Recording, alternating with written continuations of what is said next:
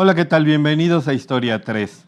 Esta tarde vamos a hablar sobre la Revolución Mexicana hasta nuestros días. Vamos a empezar diciendo que la Revolución Mexicana inició cuando estuvieron en contra de Porfirio Díaz. Ese ciclo de los 30 años que estuvo, 31 años que estuvo exactamente Porfirio Díaz en el gobierno, en el poder superior de México, se le llama porfiriato. De 1876 a 1910, porque algunas personas se piensa que se llega hasta el 11, su gobierno es hasta 1911. La revolución inicia al momento de que empiezan a estar en desacuerdo con Porfirio Díaz. Era un gobierno autoritario, era un gobierno que tenía, que desaparecía a las personas, que no estaba de acuerdo, un gobierno también incluso hasta homofóbico, en el cual no se respetaban las ideas de cada una de las gentes que vivían en México, solamente de personas muy especiales o muy cercanas al presidente Porfirio Díaz. De ahí que la revolución inicie cuando un personaje como Francisco I. Madero inicia diciendo que no a la reelección, a pesar de que casualmente Porfirio Díaz había enarbolado esa bandera de la no reelección en contra de Benito Juárez. Benito Juárez venía de una tercera reelección y él ya no estaba conforme con el desarrollo que tenía Benito Juárez, y a pesar de ser los dos oaxaqueños, tenían una gran rivalidad. De ahí, Francisco I. Madero saca el famoso Plan de San Luis, diciendo que sufragio efectivo, no reelección, y se empieza a molestar o a levantar la gente cuando en una entrevista Porfirio Díaz empieza a decir que ya no piensa reelegirse, que ya se siente cansado, que se quiere ir a descansar a su casa, y la verdad es que no hubo tal. No hubo tal, se vuelve a reelegir, la gente se empieza a levantar, y él, para mucha gente en México, el 20 de noviembre de 1910 inicia la revolución.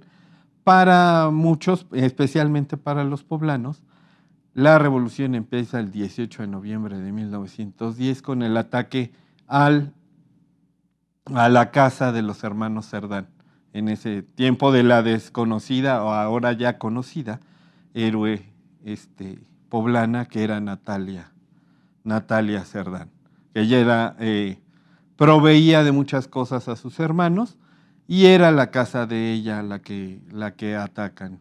A pesar de que ahí se hacían las reuniones, se entera el gobierno poblano y atacan.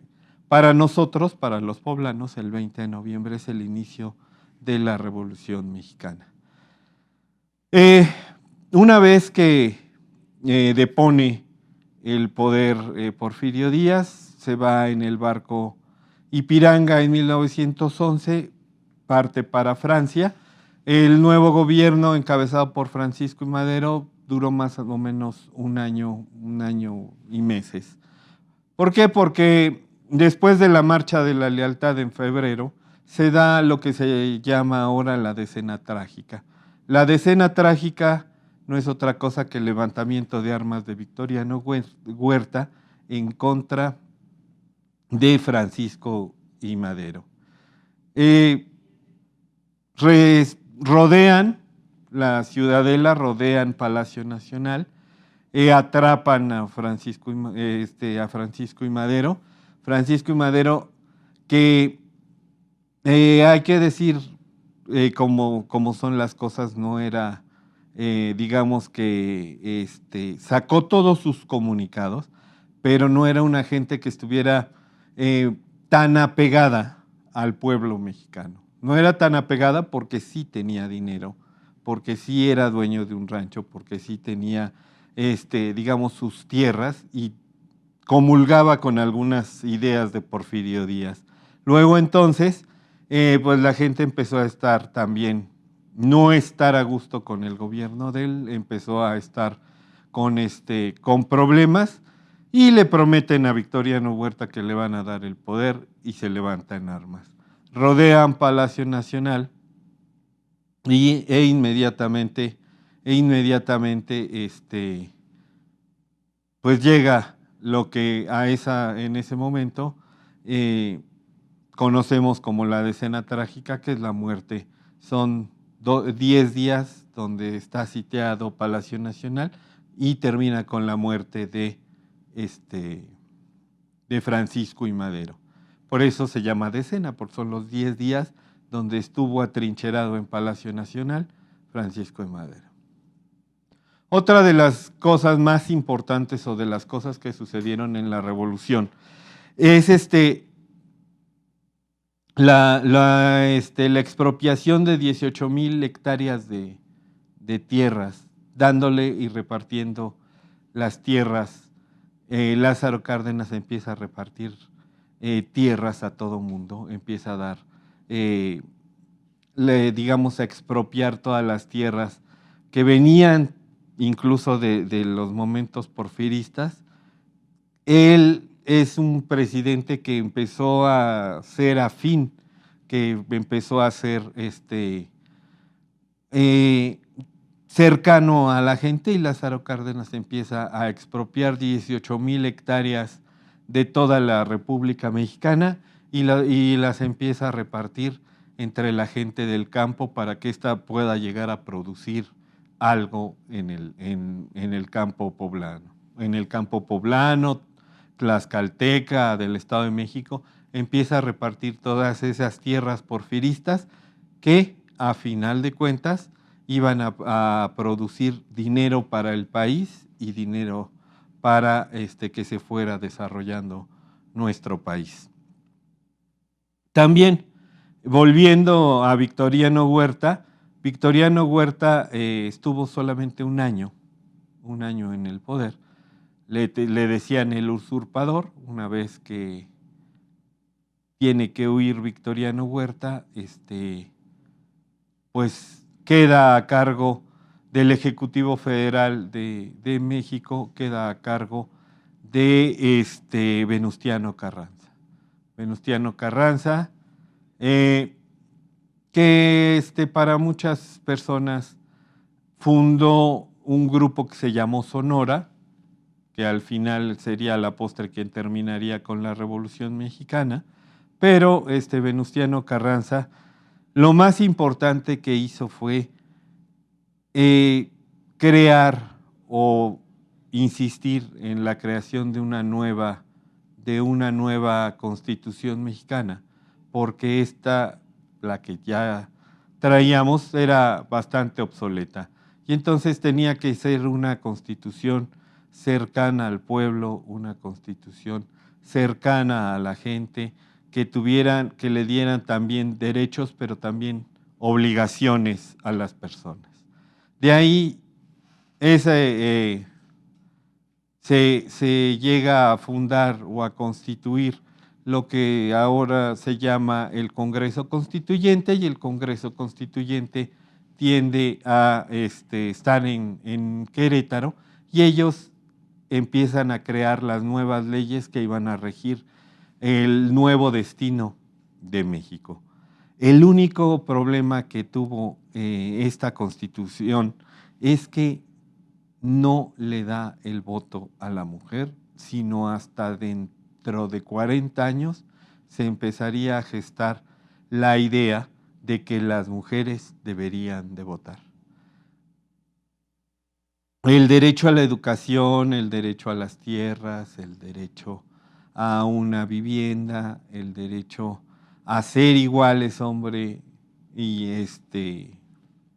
hombre y la mujer deben ser iguales ante la ley.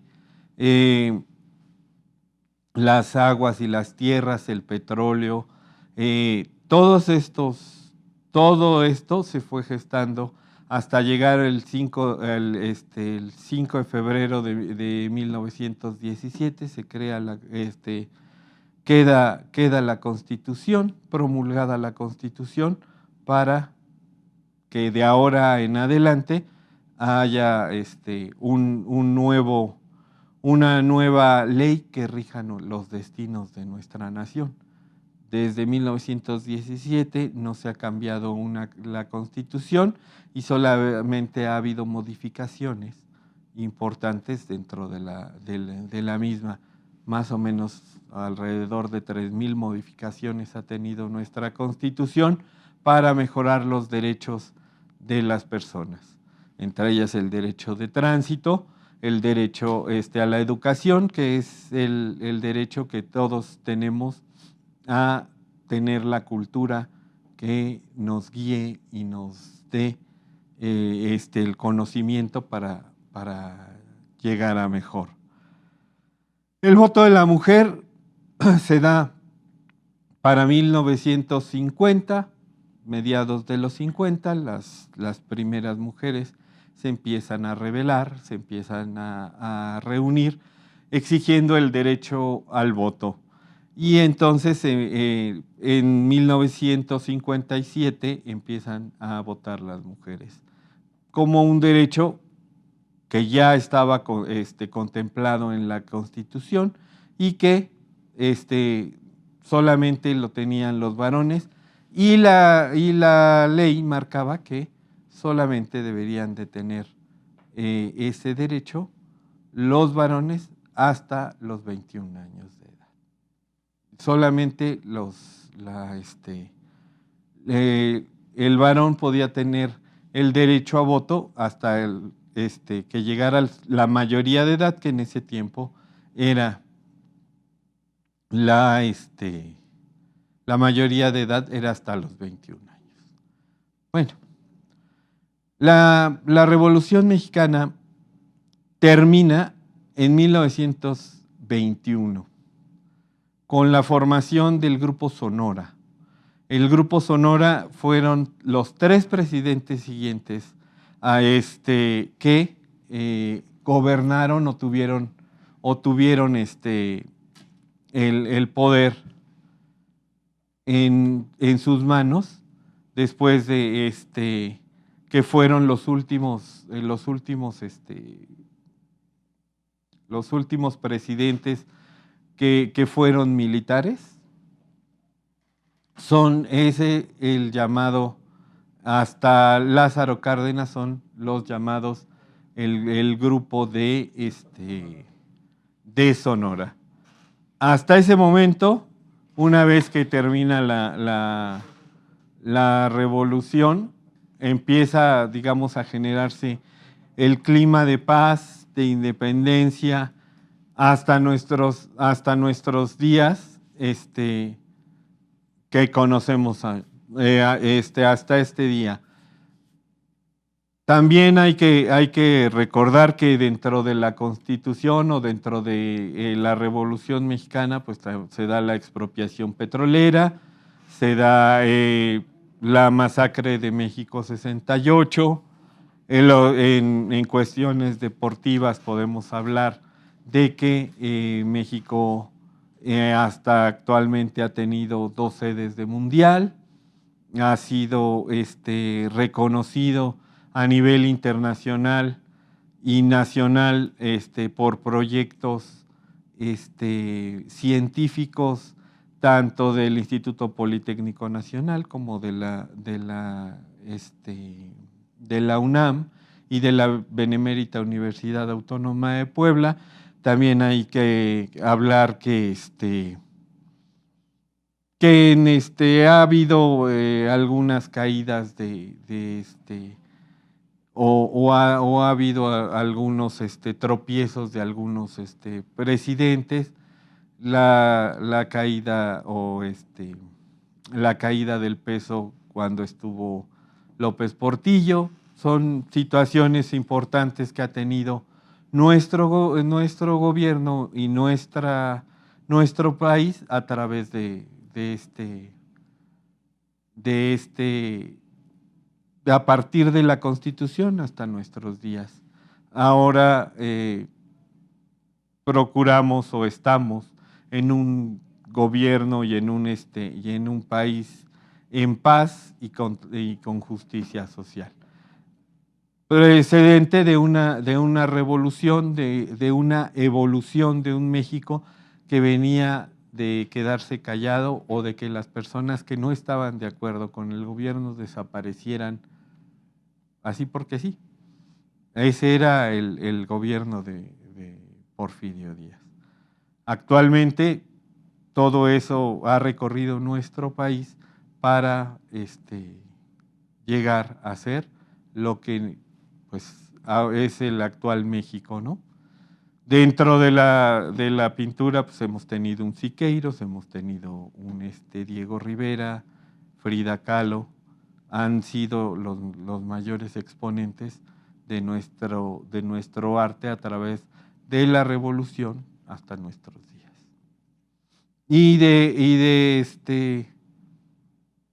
Ya hablamos del deporte, ya hablamos de las artes, y pues obviamente ahí están el desarrollo que tuvo a partir de Francisco I. Madero la educación hasta nuestros días. Ahora tenemos una educación completamente diferente, donde la educación no es elitista, porque en la época de Porfirio Díaz solamente unas cuantas personas podían tener acceso a esta educación. Actualmente todos y cada una de las personas pueden llegar a la educación y pueden tener la educación que ellos decidan tener. Tenemos universidades, tenemos bachilleratos, secundarias, primarias, que albergan desde la persona con más bajos recursos hasta la persona que tiene más recursos en nuestros días. Pues eso es todo lo que tenemos que hablar sobre la revolución hasta nuestros días. Les invito a que llenen el siguiente cuestionario, que está en su pantalla. Una vez que llenemos nuestro cuestionario, analicemos lo que hemos visto hasta este día. Bueno, pues hemos hablado sobre el porfiriato, que es el movimiento o la jornada de tiempo donde estuvo Porfirio Díaz en el gobierno. Hablamos de la revolución, que empezó en 1910 y terminó en 1921 para modificar o cambiar cosas que estaban mal en el México de aquellas épocas y que han influido hasta nuestros días. También podemos hablar de la Constitución que fue el 5 de febrero de 1917 fue promulgada nuestra Constitución y que es vigente hasta nuestros días. Y del voto de la mujer que hasta 1950 empezaron a votar las mujeres y a tener ese derecho. Entonces los invito a que sigan estudiando, a que sigan preparándose cada día para hacer un México mejor y para ser mejores personas y sobre todo por la cultura de México.